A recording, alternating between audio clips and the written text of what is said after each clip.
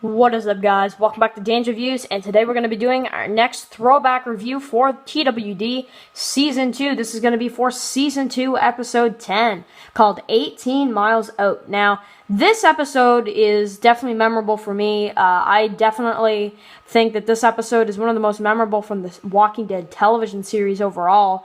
This is probably my favorite episode from Shane and Rick. Yes, I like the final episode when Rick kills Shane, but this episode I really like because this is not a fight for just one thing. It's a fight for a few things. It's a fight over Judith, it's a fight over Lori, and it's a fight over leadership. This is what this fight is. And this is what makes this episode pop, oh man, definitely. What they do in this episode with Rick and Shane, I can't believe it. It's amazing what they do. So I'm just going to mention right off the bat, the stuff with Beth and the stuff with all that stuff back at the farm, all I have to say about that, it took up way too much time. Took up way too much time. They could have wrapped that up or cut that out altogether. They could have done that in 5 minutes, all the stuff they did with Beth, instead of drawing that out to be like half of the episode, because that is what not makes this episode, that's the reason why this episode is not on my top 10 or top 15, I guess, best episodes list, because of the Beth stuff. And this is why I get so frustrated with Beth's character. And this is why I kind of hate her sometimes, because she so interrupts this episode with her stupid whatever she was doing in this episode, her suicidal whatever. It was ridiculous. I don't care about Beth. I don't care about Beth at all, especially in this episode, because she got her own episode in season 5. That's when I started to care about her. But we didn't even need to see any of those scenes anyway. They could have put that somewhere else, deleted it altogether, put it in a deleted scene. I don't care. Just, dude, why in the world would they give us that, for Beth's character? Because all that did was make me hate her, So I don't know. It's ridiculous. But let's get right into the Rick and Shane stuff. So, they go out, and, Rick stops the car and he says, "That is my wife, that is my son, that is my unborn child, and I will stay alive to keep them alive. Those are mine, Lori's not yours. You don't love her. You think you do, but you don't." And Shane's just not having it. And what happens is he starts talking about how I couldn't save you from the hospital and all this stuff. And then, they go back in the vehicle and then they stop at this school. And then you see, Rick saying we got to use our knives more.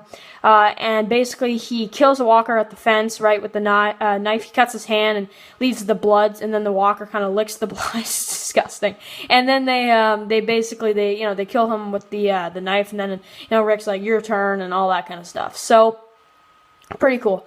So then they go in, and then they start talking about, the reason why they went there is because they want to leave Randall. And then he basically lets it slip that he went to school with Maggie. And then he's like, "You go to school with Maggie," And then basically Shane goes to shoot him, and Rick's like, "Don't," and he knocks a gun out of his hand.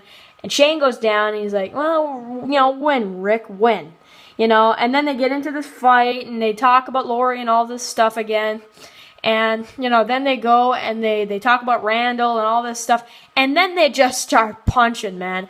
And they headbutts and just everything. And it's so intense, just how everything goes.